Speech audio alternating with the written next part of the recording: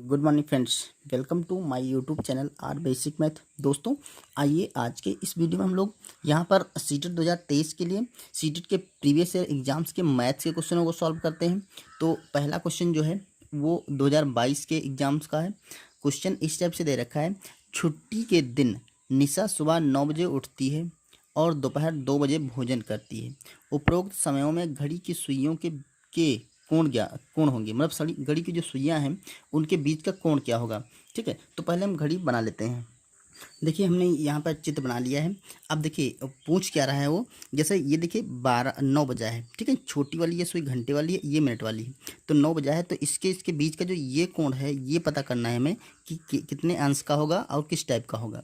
दूसरा जो 2 बजा है उसमें इस टाइप से कुछ घड़ी की सुइयाँ होंगी, ये वाली होगी आपकी घंटे वाली और ये वाली होगी आपकी मिनट वाली। ठीक है, ये देखिए 2 बजा है और इसमें हमें पता करना है कि ये वाला एंगल कितने अंश का है, किस टाइप का है। ठीक है दोस्तों, एक चीज़ जान लीजिए, जो 1 घंटे जैसे ये देखिए 12 से जब घड़ी सुई कोई भी सुई 1 पे आती है तो इसके बीच में जो कोण बनेगा, यहाँ से अगर हम ऐसे ड्रॉप करें, ठीक है, तो ये कोण बनेगा, ये वाला, ये होता है आपका 30 अंश का। ठीक है, 30 अंश का एक भी किसी भी एक अंक से दूसरे अंक के बीच का जो एंगल बनता है, ठीक, घड़ी की सुइयों के बीच में, वो 30 अंश का बनता है। अब ये 30 अंश का आता कहाँ से, देखिए ये 30 अंश का जो कोण होता है, देखिए पूरा जो ये गोला बना है हमारा, ये गोला 360 का, ये जो गोला पूरा है ये 360 का अंश है। ठीक है, ये 360 अंश का पूरा गोला होता है। ठीक है, लेकिन इसमें देखिए 12 अंक बने होते हैं 1 से लेकर के 12 तक। ठीक है, तो ये 2 3 4 इस टाइप से, तो इसे हम 12 से भाग कर देंगे तो 12 एकम 12 3 36, तो ये आ गया हमारा 30 अंश। मतलब हमारा जो एक अंक 2 अंकों के बीच का जो एंगल होगा घड़ी की सुइयों का, वो हमारा 30 अंश होगा। ठीक है, तो आप ऐसे ही कैलकुलेट कर सकते हैं। देखो अब इससे पूछा है तो देखो यहाँ से है 12 से 30 अंश की ये हो गया, 30 अंश का ये हो गया और 30 अंश का ये हो गया, तो 30 30 60 और 60 30 90, मतलब ये जो हमारा एंगल होगा ये 90 अंश का होगा। ठीक है, तो इससे हम कह सकते हैं जो ये वाला एंगल बनेगा इसको 90 अंश या समकोण, ये हो गया समकोण या 90 अंश का होगा। ठीक है, अब इधर निकालना है तो देखिए इधर 2 अंक मिल रहे हैं, 12 से 1 और 1 से 2। ठीक है, तो चाहे तो आप यहाँ पर जोड़ लीजिए, जैसे कि ये इसके बीच का जो एंगल होगा वो 30 अंश का होगा।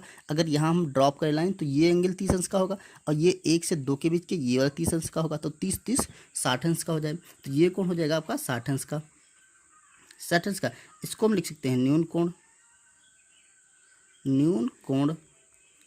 अब दोस्तों जो न्यून कोण होता है वो 90 अंश से कम होता है, वो न्यून कोण होता है। अगर 90 अंश का कोण होता है तो वो अधिक समकोण होता है, और 90 अंश से 180 अंश के बीच का जो एंगल होता है, ठीक है, वो अधिक कोण होता है। अगर 180 अंश से ज़्यादा होता है वो बृहत कोण होता है। ठीक है, तो ये कोणों के प्रकार हैं, तो आप इस तरह के समझ गए होंगे। अब आपको कभी भी कोई भी घड़ी की सुइयों के बीच का एंगल निकालना हो, ठीक है, तो आप क्या करें, जितने बजे से जितने बजे तक के बीच निकालना है तो उनके बीच देख लीजिए कितने अंक आ रहे हैं, उसको 30 से मल्टीप्लाई कर दीजिए। ठीक है, आपका आंसर आ जाएगा।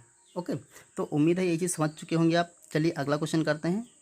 यहाँ देखिए क्वेश्चन दे रखा है 90,090, 90,990 तथा 90,099 के योग से क्या घटाया जाए कि परिणाम 2,50,000 प्राप्त हो जाए। अब देखिए ये क्वेश्चन हमें सॉल्व करना है। क्या करना है, देखो पहले तो इन चीज़ों का योग करेंगे, 90,090, 90,990 और 90,099 के योग से। तो पहले इनका योग करें, तो सिंपल योग करने के लिए आप क्या करेंगे, इनको ऊपर नीचे रख करके जोड़ लीजिएंगे। ठीक है, तो ये 90,000 और ये हो गया आपका 90 और ये हो गया आपका 90,999, सॉरी 990, ये हो गया आपका 90,000 और 99। ठीक है, अब हम इसका योग कर लेंगे।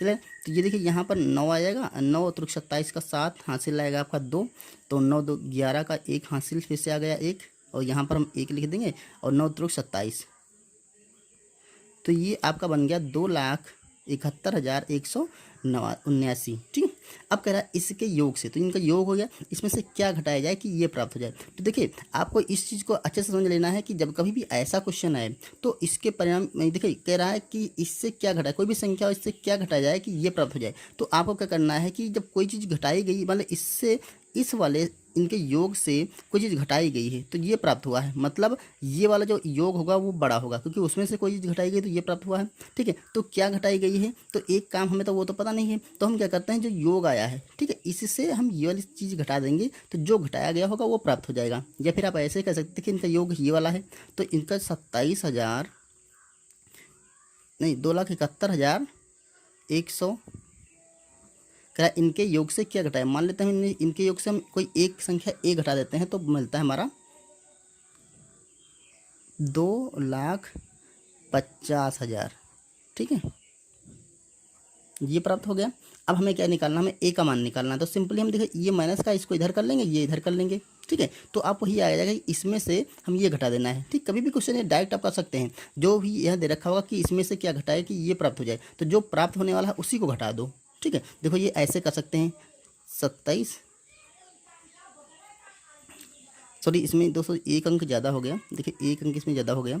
27,000 देखो 2,71,189 ये लाएंगे था तो ये हो जाएगा 2,50,000 बराबर ये हो गया ए। अब ए का मान निकालना है तो इसको सिंपली हम घटा देंगे ऊपर नीचे रख करके। ठीक है, तो ऐसे भी घटा सकते हैं। देखिए लास्ट 9 से 0 जाएगा तो आपका 9 बचेगा।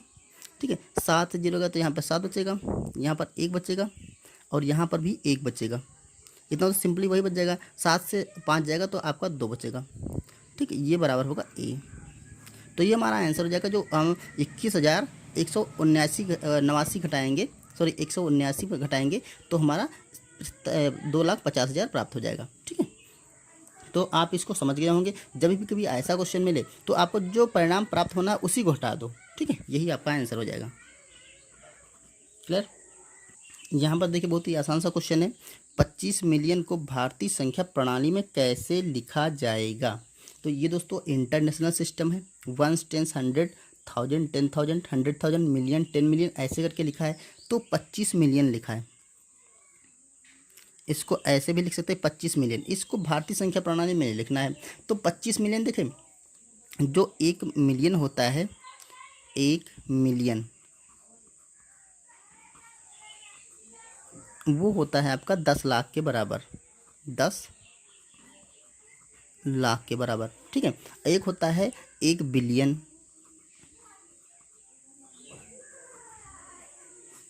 ये आपका 10 करोड़ के बराबर होता है। ठीक है, 10 करोड़ के बराबर होता है। तो ये सिंपली चीज़ें हैं। अब 1 मिलियन में 10 लाख होता है तो 25 मिलियन में क्या हो जाएगा, इसको हम 10 लाख से मल्टीप्लाई करेंगे तो 25 मिलियन देखिए क्या हो जाएगा, ये आपका जो बराबर आ जाएगा तो 25 गुणे 1 मिलियन में 1 मिलियन इसको हम लिख सकते हैं 1 मिलियन। तो 1 मिलियन आपका 10 लाख है। ठीक है, तो इसको हम 10 लाख से मल्टीप्लाई करेंगे तो जितने आएगा उतने लाख हो जाएगा। ठीक है, तो इसको मल्टीप्लाई करेंगे तो ये 2 लाख, इसको मल्टीप्लाई करेंगे तो ये इतने लाख आ जाएगा।